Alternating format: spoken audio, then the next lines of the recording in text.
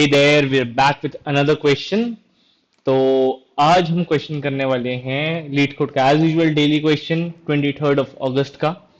और मुझे पता है बहुत इनकंसिस्टेंसी हो गई है। तो आज एक अच्छा डेट था, एक मेरी फ्रेंड है, उसका बर्थडे है। सो मैंने सोचा उसी के बर्थडे के दिन से शुरू कर दिया जाए ये सब, क्यों नहीं, राइट? राइट। तो आज हम जो क्वेश्चन करने वाले हैं वो है फ्रैक्शन एडिशन इन सब्ट्रैक्शन। अच्छा, ये तो गणित में सुना सुना लग रहा है, बिल्कुल सुना सुना है। क्या होता है फ्रैक्शन एडिशन एंड सब्ट्रैक्शन? हमें पता है क्या होता है fraction addition and subtraction. Fraction addition and subtraction कुछ नहीं, ऐसे फ्रैक्शंस 1/2 -1/2 और 1/2 को ऐड कर दो, 1/3 और 1/2 को माइनस कर दो, और उसके बाद फ्रैक्शन में आंसर आता था। याद है वो एलसीएम वेलसीएम निकाल के? नहीं याद है? बता देते हैं। तो कुछ नहीं है, आपको बेसिकली ऐसे फ्रैक्शंस दिए रहेंगे और आपको उनका एडिशन और सब्ट्रैक्शन करना है। तो पहले हम डिस्कस करते हैं इसको हम गणित में कैसे सॉल्व करते थे, ठीक है? आपको एक स्ट्रिंग दी रहेगी जिसमें आपको एक्सप्रेशन दिया है, और इस स्ट्रिंग को ही आपको पार्स करना है और इसमें से एक्सप्रेशन निकाल के फाइनल जो फ्रैक्शन बनेगा उसको सबसे रिड्यूस्ड फॉर्म में रिटर्न करना है। सपोज आपका fraction, let's go to our board. Yes, हमारे पास ये क्वेश्चन है। तो हमें एक स्ट्रिंग एक्सप्रेशन दिया रहेगा जिसमें फ्रैक्शंस दिए रहेंगे इस तरीके से, -1/2 +1/2, ये पूरी एक स्ट्रिंग है। अब हमको इसमें से फ्रैक्शन निकालना है और इसका फाइनल आंसर देना है। जैसे यहाँ पे फाइनल आंसर 0/1 है। Correct, correct. अब ऐसा भी हो सकता है कि अगर मैं तुमको कोई और फ्रैक्शन दूं, अगर मैं तुमको 1/2 और 1/2 ऐड करने दूं, तो तुम इतने होशियार तो हो ही कि उसका आंसर तुम 2/4 निकाल सकते हो। और 2/4 को भी अपने रिड्यूस्ड फॉर्म में रिटर्न करोगे, दैट इज 1/4। Correct, correct. जिन लोगों को फ्रैक्शन एडिशन बहुत ज्यादा क्लियर नहीं होगा, हालांकि ऐसा कोई नहीं होगा इस वीडियो पे, फिर भी एक बार के लिए मैं क्लियर कर देता हूँ फ्रैक्शन एडिशन कैसे करते हैं। चलिए भाई, एग्जाम्पल लिया हमने, और हाँ, इस पे ध्यान देना क्योंकि हम इसी पे ही बिल्ड करने वाले हैं अपने आगे के एडिशन के लिए, कि हम कोडिंग में इस पूरे कॉन्सेप्ट को कैसे इंप्लीमेंट करेंगे ना, कोड स्ट्रिंग से पार्स करके, वो यहीं से आने वाला है। तो बिल्कुल ध्यान देना इस पे, ठीक है? हमें एक नंबर दिया हुआ है 2/3। ये रहा मेरा प्यारा सा 2/3। यप। और ये है 2/3, इसमें से मुझे माइनस करना है 1/4। Clear, clear. तो हमने कैसे किया था, थर्ड क्लास फोर्थ क्लास में सीखा था। सबसे पहले हम नीचे वाले नंबर्स का मल्टीप्लीकेशन ले लेते थे, 3 × 4 कर लिया। अब इस नंबर के न्यूमरेटर का इस नंबर के डिनोमिनेटर से मल्टीप्लाई करते थे, और इस नंबर के न्यूमरेटर का इस नंबर के डिनोमिनेटर से मल्टीप्लाई करते थे, ठीक है? तो ये इससे मल्टीप्लाई होता था और ये इससे मल्टीप्लाई होता था। देखो, 2 × 4 हो गया, माइनस 3 × 1 हो गया, ये minus sign as it is जो यहां से आया वही आ गया। डिवाइड हुआ, दोनों के डिनोमिनेटर्स का मल्टीप्लीकेशन आपस में होता है, ये हो गया। अब 3 × 4 12 आ गया है, 2 × 4 8, और 3 × 1 3। 8 - 3 कितना हो जाएगा, 5। इस तरीके से 5/12 यहाँ पे मेरा आंसर आ गया। जब मैं ये देख रहा हूँ, क्या मैं इस फ्रैक्शन को रिड्यूस कर सकता हूँ? बोले नहीं, रिड्यूस तो नहीं कर सकता हूँ। तो यही मेरा फाइनल आंसर होगा। अब मुझे इसको स्ट्रिंग में कन्वर्ट करना है और इसको रिटर्न करना है। तो आई होप आपको मेथड समझ में आ गया हो कि हम बेसिकली ऐसा फ्रैक्शंस को ऐड या सब्ट्रैक्ट कैसे करते थे। बहुत ही सिंपल होता है। बट डिफिकल्ट क्या है? डिफिकल्ट वैसे तो कुछ भी नहीं है, लेकिन डिफिकल्ट यहाँ पे है कि हमको स्ट्रिंग से टर्म्स को पास कैसे कराएंगे, उनको अपने पास कैसे लाएंगे, और उन पे फिर यही सेम एग्जैक्ट कैलकुलेशन जो आप अपनी कॉपी में इतना इजीली कर रहे हैं वो कैसे करेंगे। Correct, correct. तो हमारे पास एक गिवन एग्जाम्पल है, ये रहा हमारा गिवन एग्जाम्पल, ठीक है? इसका आंसर आ रहा है 1/3। तो पहले तो अगर हम बेसिक मैथमेटिक्स जानते हैं, हम इंजीनियरिंग के छात्र हैं, तो हम देख ही सकते हैं कि 1/2 एक दूसरे से कट हो जाएगा और 1/3 आंसर आएगा। Correct, correct. पर अब हम इसको कोडिंग में कैसे करेंगे, बताते हैं कैसे करेंगे। ठीक है, तो हमारा जो फाइनल आंसर आएगा आप फंक्शन में देख सकते हैं, वो भी एक स्ट्रिंग रहेगा। Correct. Give me a minute. Yup. ये जो हमें फंक्शन दिया हुआ है बनाने के लिए, वो भी एक स्ट्रिंग ही दिया हुआ है। तो अब हमें एक स्ट्रिंग बनाना है। स्ट्रिंग कैसे बना सकते हैं हम? स्ट्रिंग के लिए हमको किसी ना किसी तरीके से पहले तो नंबर्स कैलकुलेट करने पड़ेंगे, फिर उनको स्ट्रिंग फॉर्म में डालना पड़ेगा और फिर रिटर्न करना पड़ेगा। बिल्कुल सही। तो मुझे पता है कि ये जो हमारा बीच का स्लैश का साइन है वो कोई स्टैंडर्ड नंबर नहीं है, तो मुझे पता है कि मुझे ऊपर का नंबर अलग निकालना पड़ेगा और नीचे का नंबर अलग निकालना पड़ेगा। दैट इज न्यूमरेटर अलग से कैलकुलेट होगा और डिनोमिनेटर अलग से कैलकुलेट होगा, जैसा कुछ कुछ यहाँ पे हो रहा है। करेक्ट, कि हमने न्यूमरेटर का कैलकुलेशन बिल्कुल अलग किया है और डिनोमिनेटर का कैलकुलेशन दो नंबर्स को, दो फ्रैक्शंस को ऐड करते हुए समय बिल्कुल अलग किया है। सेम कॉन्सेप्ट यहाँ पे भी लगेगा कि न्यूमरेटर का कैलकुलेशन अलग होगा, डिनोमिनेटर का कैलकुलेशन अलग होगा। अब हम यहाँ पे आते हैं। हम देख सकते हैं यहाँ पे ऑपरेटर्स से जुड़ी हुई हमारे पास तीन टर्म्स हैं। कितनी टर्म्स है? तीन टर्म्स है। तो हमको इन तीनों टर्म्स को एक एक करके देखना पड़ेगा। बिल्कुल सही। तो एक काम करते हैं, हम क्या ऐसा लिख सकते हैं कि अगर मुझे कोई देता है 1 + 1, ठीक है, ये रहा मेरा टूल। अगर कोई मुझे 1 दे देता है और एक और 1 देता है, तो क्या मैं जीरो से एडिशन स्टार्ट कर सकता हूँ कि जीरो, तो स्टार्टिंग में जीरो, फिर उसमें मैंने 1 ऐड किया, तो ओवरऑल कितना आ गया? 1। और फिर इस 1 में मैंने एक और 1 ऐड किया, तो आंसर आ गया 2। तो इसको करने का एक तरीका ये है। ठीक है, सेम चीज फ्रैक्शन में करता हूं मैं, कि जो एडिशन है वो स्टार्ट करूंगा जीरो से। अब फ्रैक्शन में जीरो कैसे लिखते हैं? 0/1, सिंपल है। और मुझे ये भी पता है कि मुझे न्यूमरेटर अलग कैलकुलेट करना है, डिनोमिनेटर अलग कैलकुलेट करना है। तो मैं कैलकुलेशन कुछ इस तरीके से करता हूं कि मैं न्यूमरेटर निकाल लेता हूं, एक न्यूमरेटर के लिए वेरिएबल ले लेता हूं और एक डिनोमिनेटर के लिए वेरिएबल ले लेता हूं। और हर टर्म को कंसीडर करते समय मैं इन वेरिएबल्स को मैनिपुलेट करूंगा और उसके बाद जो भी आंसर आएगा उसको मैं अगली टर्म में ऐड करूंगा। समझ आया? नहीं आया? करके बताता हूं। सपोज मैंने शुरुआत की 0/1 से। न्यूमरेटर की वैल्यू क्या है? 0। डिनोमिनेटर की वैल्यू क्या है? 1। इसको मैं -1/2 में ऐड करूंगा। ठीक है, तो अभी मैंने एक बार में कितनी टर्म एवेल्युएट की? एक टर्म एवेल्युएट की। बिल्कुल सही, तो -1/2 आ गया। अब ये जो आंसर आया है, एक टर्म एवेल्युएशन का काम डन। तो दूसरी टर्म एवेल्युएशन पे गए, -1/2 को मैंने ऐड किया, इसके आंसर को मैं यहां पे लाया और उसको अगली टर्म से ऐड किया जो कि है 1/2। कितना हो गया? 0। अब इसका आंसर मैं यहां पे लाया और इसको तीसरी टर्म में ऐड किया, 0 + 1/3, ये हो जाएगा कितना? 1/3। क्लियर? क्लियर, ठीक है, बहुत बढ़िया।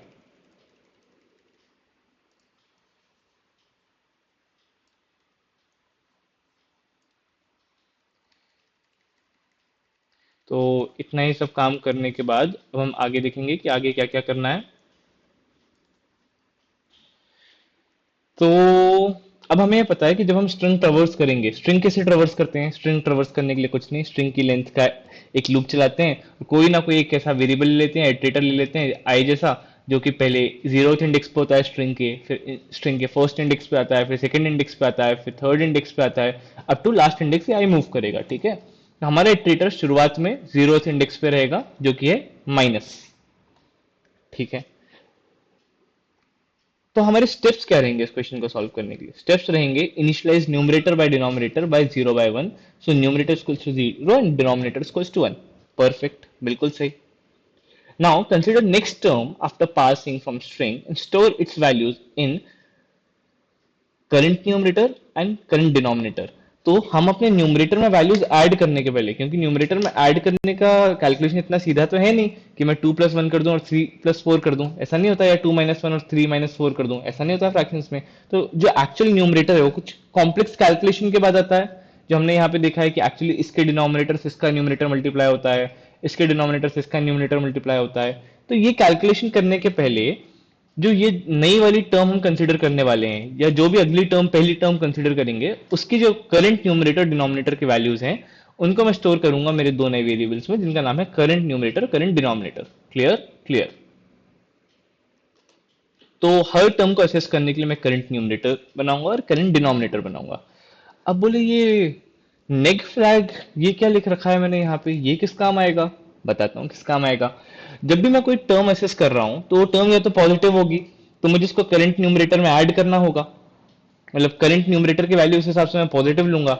या टर्म नेगेटिव होगी या पॉजिटिव होगी, पॉजिटिव होगी तो numerator plus current numerator direct add हो सकते हैं। अगर टर्म नेगेटिव है तो अभी वाले न्यूमरेटर से करंट न्यूमरेटर का जो भी कॉम्प्लेक्स कैलकुलेशन होगा उसको मुझे नेगेटिव लेना पड़ेगा, या हो सकता है मैं ऑल टुगेदर करंट न्यूमरेटर की वैल्यू ही नेगेटिव लेके उसको असेस कर सकूं, जो कि एक बहुत ही बेटर आइडिया है।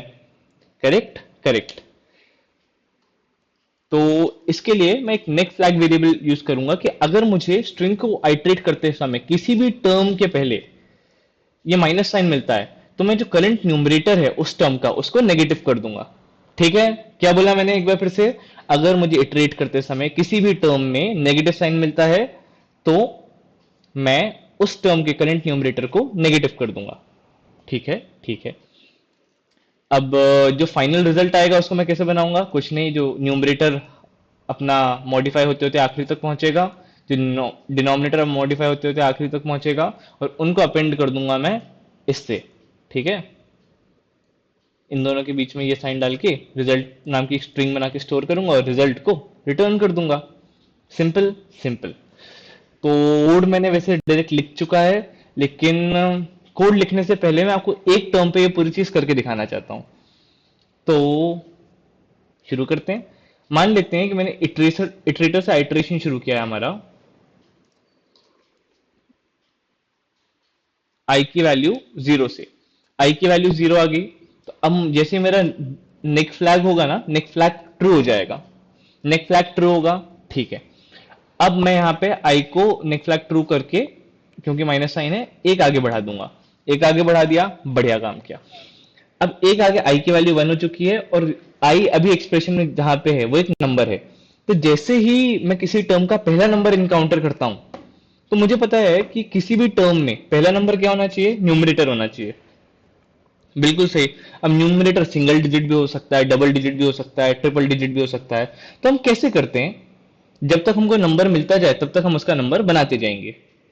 समझा, नहीं समझा, बताता हूं। फॉर एग्जाम्पल यहाँ पे अभी मेरे पास 1 है, तो मैं वंस प्लेस पे 1 ऐड करूंगा। ठीक है, उसके बाद मैं अगले नंबर पे चला जाऊंगा, और अभी क्योंकि सिर्फ एक ही नंबर था तो वंस प्लेस पे मैंने 1 ऐड किया, तो करंट न्यूमरेटर की वैल्यू सिंपली 1 हो जाएगी।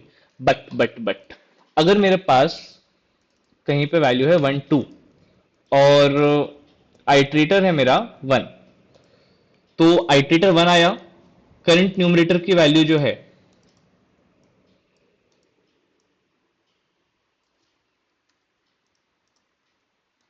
करंट न्यूमरेटर की वैल्यू अभी 0 है। अब करंट न्यूमरेटर की वैल्यू जब से ही आई 1 पे आया और हमें पता है कि एक डिजिट है, तो करंट न्यूमरेटर की वैल्यू हो गई 1। ठीक है, ठीक है। अब आई गया अगले इस पे, तो जब यहां पे आई गया, तो अब मैं ऐसा तो नहीं कर सकता हूं कि 1 + 2 कर दूं, क्योंकि मुझे एक्चुअली न्यूमरेटर में 12 चाहिए ना। तो मैं क्या करूंगा, जो करंट न्यूमरेटर की पुरानी वैल्यू है ना, करंट न्यूमरेटर की पुरानी वैल्यू क्या है, 1, उसको मैं 10 से मल्टीप्लाई कर दूंगा। कोई भी नंबर रीड करते समय, हालांकि मुझे लगता है आपको लॉजिक पता होगा, और जो अभी नंबर आया उसको मैं यूनिट डिजिट पे डालूंगा। यूनिट डिजिट यानी 1 से मल्टीप्लीकेशन, तो 2 मल्टीप्लाइड बाय 1। हालांकि 1 से मल्टीप्लाई करना जरूरी नहीं है, वो सेड है, सिर्फ समझने के लिए है कि 1 से मल्टीप्लाई होता है कि नहीं। ऐसे अगर एक नंबर और होता है, आई आगे जाएगा, उसको कोई तीसरा नंबर मिलेगा, तो बहुत सिंपल है, हम तीसरे नंबर को अगले 10 से मल्टीप्लाई करेंगे, और मतलब ये सेम साइकिल चलता रहेगा। करेक्ट। सपोज यहाँ पे 3 होता, क्या करते अगर यहाँ पे 3 होता, तो करंट जो भी नंबर बना, अब इसके बाद जो करंट नंबर बनता, वो करंट नंबर क्या बनता, 12 बन जाता। तो 12 को मैं मल्टीप्लाई कर देता 10 से, और यूनिट प्लेस पे ऐड कर देता क्या, 3। तो आई जब यहाँ पे आता तब होता। ये कब तक चलेगा, जब तक एक आई नॉन डिजिट पे ना जाए। अब क्योंकि न्यूमरेटर है, तो न्यूमरेटर के बाद क्या आता है, स्लैश। तो आई जैसे ही स्लैश पे आएगा, ये साइकिल टूट जाएगा। सिंपल, ये साइकिल टूटेगा, तो हमको ऐसा कुछ एडजस्ट करना है कि आई स्लैश पे आए और आगे चला जाए। और जैसे ही स्लैश पे आए, पहला टर्म का पहला पार्ट क्या है, न्यूमरेटर, स्लैश आने पे न्यूमरेटर खत्म, और जैसे ही स्लैश खत्म हुआ तो क्या शुरू होगा, डिनोमिनेटर शुरू होगा। Clear, clear. तो इसके आगे हमको डिनोमिनेटर पार्स करना है, तो प्रिफरेबली यहाँ पे एक दूसरा नंबर होगा। तो सेम चीज जो हमने न्यूमरेटर के लिए किया, जैसे न्यूमरेटर पार्स किया वैसे डिनोमिनेटर पार्स करेंगे, और करंट डिनोमिनेटर में वो वैल्यू हम यहाँ पे डाल देंगे। समझ में आ गया, आई एम होपिंग आ गया हो। This is basically how you read any number. ठीक है, तो करंट डिनोमिनेटर में ये वैल्यू, अब जैसे आई इसको पूरा पार्स कर लेगा, तो यहाँ पे करंट डिनोमिनेटर में 56 आ जाएगा। ठीक है, जब इसको पार्स करके निकल जाएगा। तो ये पूरा समझाने के लिए हो गया है कि करंट हम किसी भी टर्म को ट्रेवर्स कैसे करेंगे। जैसे ये टर्म ट्रेवर्सल पूरा होगा, टर्म ट्रेवर्सल कब पूरा होगा, जब न्यूमरेटर कंप्लीट हो जाए, बीच का स्लैश काउंट कर लें, डिनोमिनेटर कंप्लीट कर लें, इतना करके टर्म ट्रेवर्सल खत्म है। फिर आपको कुछ नहीं करना है, फिर आपको फिर से शुरू करना है। आपको प्रोबेबली ऐसा कुछ मिलेगा, प्लस का साइन या माइनस का साइन, उसको स्किप करते हुए आगे बढ़ना है। अगर माइनस का साइन मिल रहा है तो नेक्स्ट फ्लैग को प्लस कर दे, मतलब पॉजिटिव कर देना है या ट्रू कर देना है। प्लस का साइन मिल रहा है तो नेक्स्ट फ्लैग को कुछ भी नहीं करना है और अगली टर्म को सेम तरीके से डील करते हुए आगे बढ़ जाना है। ठीक है, ओके। हाँ, एक चीज और, अब जैसे यहां पे मेरे पास ये वैल्यूज आ गई थी करंट न्यूमरेटर करंट डिनोमिनेटर की। अगर मेरे पास न्यूमरेटर 0 और डिनोमिनेटर 1 होता तो यहाँ पे कैलकुलेशन कैसे होता। अब हमें पता है कि कैलकुलेशन कैसे होता है। हमने देखा है कि अगर इन दोनों टर्म्स की बात करें तो अगर 2/3 मेरा न्यूमरेटर और डिनोमिनेटर है और ये मेरा नया टर्म होता, कौन सा, करंट न्यूमरेटर और करंट डिनोमिनेटर, तो मैं अपने न्यूमरेटर को, ये क्या है, ये है न्यूमरेटर, ये है डिनोमिनेटर, ये क्या है, अभी ये जो टर्म है वो असेस कर रहे हैं। मतलब तुम ये समझ लो ये टर्म मैं असेस कर चुका हूं, इस टर्म को असेस करने आया हूं अभी। तो ऑलरेडी मेरे पास इनकी वैल्यूज होंगी, इनकी वैल्यूज मुझे ऐड करनी है आंसर में या न्यूमरेटर में। तो न्यूमरेटर की करंट वैल्यू क्या है, 2। न्यूमरेटर की करंट, डिनोमिनेटर की करंट वैल्यू क्या है, 3। अब जब मैं न्यूमरेटर की नई वैल्यू असेस करूंगा करंट न्यूमरेटर की वैल्यूज में ऐड करके, तो कैसे करूंगा, न्यूमरेटर मल्टीप्लाइड बाय करंट का डिनोमिनेटर प्लस, प्लस क्यों लिया मैंने यहाँ पे, प्लस इसलिए लिया क्योंकि यहाँ पे माइनस जो है वो ऑटोमेटिकली इसके साथ आ जाएगा, किसके साथ, करंट के न्यूमरेटर के साथ, मल्टीप्लाइड बाय डिनोमिनेटर।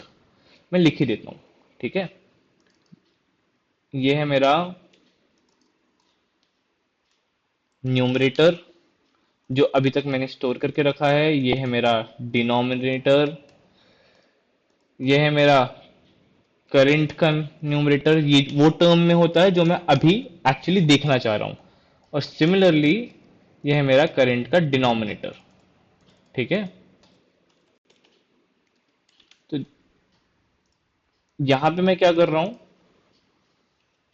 यहां पे मैं ये कर रहा हूं कि प्लस और माइनस मैंने इसके साथ अकाउंट किया है, ठीक है। क्यों, क्योंकि नेक्स्ट फ्लैग वन ने इसको माइनस कर दिया होगा इस माइनस साइन को इनकाउंटर करने के कारण। Clear, I am hoping clear हो गया हो। इसका फॉर्मूला क्या बनता है, numerator into current denominator 2 into 4 plus current numerator into denominator, current numerator into denominator. इससे मेरा क्या बनेगा, इससे मेरा न्यूमरेटर का नया वैल्यू आएगा इस टर्म को अकाउंट करने के बाद। और डिनोमिनेटर का नया वैल्यू कैसे आएगा, denominator into current denominator. Clear, clear. तो आई एम होपिंग समझ में आ गया हो। एक बार मैं पूरा कोड भी दिखा के ट्राई कर लेता हूं कि कैसे कैसे कोड पे हम जाएंगे। हाँ, तो बेसिकली यही था कि पहले जो फाइनल आंसर रहेगा न्यूमरेटर प्लस डिनोमिनेटर रहेगा, हर टर्म पे जाके न्यूमरेटर और डिनोमिनेटर के लिए कैलकुलेशन करेंगे उस टर्म के करंट न्यूमरेटर और करंट डिनोमिनेटर को लेके। न्यूमरेटर डिनोमिनेटर अपना शुरुआत से है और ये पूरी टर्म पे जाते जाते हर बार हर टर्म को असेस करते समय बदलेगा।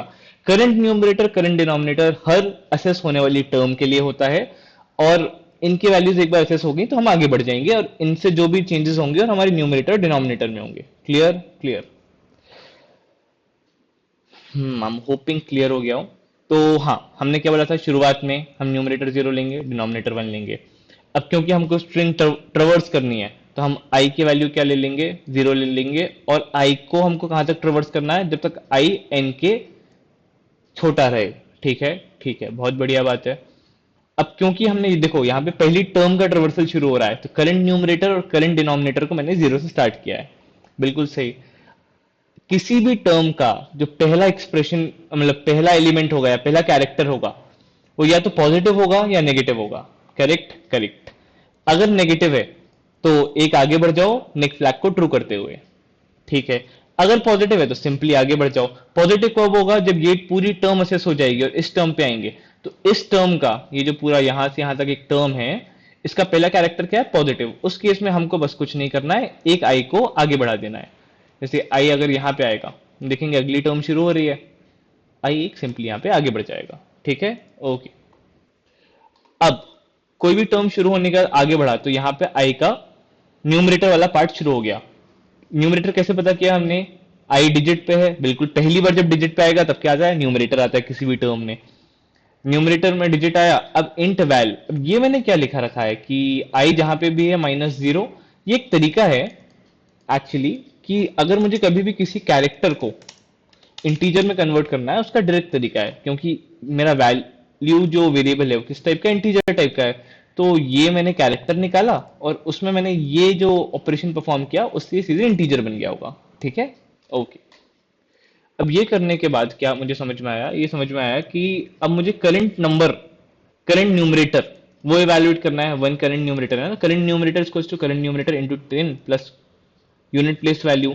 ये हम यहाँ पे कर चुके थे, ये समझ में आ गया हो। और इसको असेस करने के बाद आई को एक आगे बढ़ा देंगे तो आई प्लस प्लस हो गया है। ठीक है, ओके। ये किया, ये करने के बाद ये तब तक होगा जब तक यहाँ पे डिजिट्स रहेंगे। देखो, while i is lesser than n and is digit, तो जब तक डिजिट है तब तक ये वाइल लूप पे चलता रहेगा। तो अगर 3 डिजिट का नंबर है तो न्यूमरेटर पूरा 3 डिजिट का अकाउंट होगा और ये आई आगे बढ़ता जाएगा। जब हम फाइनली स्लैश पे आएंगे, जो मैंने बोला था स्लैश पे, तो न्यूमरेटर का पार्ट खत्म हो जाएगा। स्लैश के लिए हम अकाउंट करेंगे आई प्लस प्लस, स्लैश पे आओ और एक आगे बढ़ जाओ। तो ये वाला जो हमारा पूरा पार्ट है ये किसके लिए है, ये है न्यूमरेटर के लिए। किसके लिए है, न्यूमरेटर के लिए। ये वाला पार्ट है न्यूमरेटर के लिए, और मोर स्पेसिफिकली करंट न्यूमरेटर के लिए, फॉर कर न्यूमरेटर।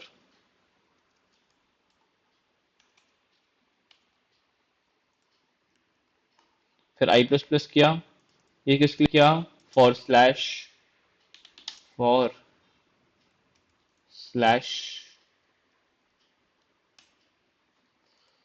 और इसके बाद अगली टर्म, हाँ इसके बाद जो करंट न्यूमरेटर था, अगर इसका नेक्स्ट फ्लैग ट्रू था तो इसका नेगेटिव भी तो करना है, तो वो कर दिया और उसके बाद डिनोमिनेटर शुरू किया। ये वाला स्टेप हम चाहें तो पहले भी कर सकते हैं, एक बार न्यूमरेटर कंप्लीट कर लें। तो ये स्टेप मैं एक्चुअली यहाँ पे करना शुरू पसंद करूंगा, ताकि करंट न्यूमरेटर के जितने टर्म्स हैं सारे एक साथ हो जाएं। फिर हमने स्लैश डील किया और उसके बाद हमने डिनोमिनेटर डील करना शुरू किया। ठीक है, तो ये हम क्या कर रहे हैं, ये हम बेसिकली करंट डिनोमिनेटर डील कर रहे हैं यहां से यहां तक। ये हम डील कर रहे हैं करंट डिनोमिनेटर, और करंट डिनोमिनेटर डील करने के बाद हमारे पास करंट न्यूमरेटर भी ले लिया, करंट न्यूमरेटर भी मिल गया, करंट डिनोमिनेटर भी मिल गया। तो न्यूमरेटर को हमने अपडेट किया जो हमारा मेन फ्रैक्शन का न्यूमरेटर था, डिनोमिनेटर को अपग्रेड किया, और सिंपली पूरा प्रोसेस फिर से शुरू हो जाएगा। ठीक है, ये जो था ये वापस प्रोसेस ऊपर जाके शुरू हो जाएगा वाइल लूप का, यहां से यहां तक। हाँ, एक बार हमारा करंट न्यूमरेटर करंट डिनोमिनेटर मतलब पूरी टर्म ट्रेवर्स हो जाए, उसके बाद एक चीज इंपॉर्टेंट है। सपोज पूरी टर्म ट्रेवर्स करने के बाद मेरा आंसर ऐसा कुछ आता है, क्या, मेरा आंसर आता है 5/10। अब उसने तो बोला था कि मोस्ट रिड्यूस्ड फॉर्म में आंसर देना है, न्यूमरेटर की वैल्यू क्या है 5, डिनोमिनेटर क्या है 10। तो इनको मोस्ट रिड्यूस्ड फॉर्म में कैसे कन्वर्ट करूंगा, इनको इनके ग्रेटेस्ट डिवाइजर से मल्टी डिवाइड करके। अब 5 का, इनको इनके ग्रेटेस्ट कॉमन डिवाइजर से डिवाइड करके। ठीक है, ये तो करते हैं ना कि ऐसा नंबर ढूंढो जो जिनकी टेबल में दोनों आते हो। ऐसा सबसे बड़ा नंबर कौन सा है, 5 ही ऐसा सबसे बड़ा नंबर जिसकी टेबल में दोनों आते हो। तो 5 वन जा, 5 टू जा। तो हमने यहाँ पे क्या किया, हमने इन दोनों का जीसीडी ढूंढा, ग्रेटेस्ट कॉमन डिवाइजर। वो ढूंढने के लिए हमारे पास डायरेक्ट फंक्शन भी है, अगर आप बोलोगे तो उसका एक वीडियो अलग से भी बन जाएगा कि जीसीडी कैसे ढूंढते हैं। हमने जीसीडी ढूंढा, जीसीडी की एब्सोल्यूट वैल्यू ली कि जीसीडी कभी भी नेगेटिव ना आ जाए। देखो यहाँ पे हमने एब्सोल्यूट वैल्यू इसलिए ली थी कहीं जीसीडी नेगेटिव ना आ जाए, और ये जीसीडी ढूंढने का एसटीएल है ये। ठीक है, जीसीडी से न्यूमरेटर डिनोमिनेटर दोनों को डिवाइड किया और उसके बाद रिटर्न कर दिया न्यूमरेटर प्लस स्लैश, और यहाँ पे डिनोमिनेटर, न्यूमरेटर को भी स्ट्रिंग में कन्वर्ट किया, डिनोमिनेटर को भी स्ट्रिंग में कन्वर्ट किया। हम ऐसा भी कर सकते थे यहाँ पे कि एक स्ट्रिंग रिजल्ट बना लूं मैं यहाँ पे, स्ट्रिंग रिजल्ट, और उसके अंदर मैं ये पूरा पार्ट जो है स्टोर कर दूं, और रिटर्न कर दूं रिजल्ट। ठीक है, ठीक। Okay, this is how you do it. So that was all for this question. I hope आपको क्वेश्चन समझ में आ गया हो। इस तरीके से पूरा कोड लिखा गया है इसके लिए। और I guess I see you in the next one. Bye bye.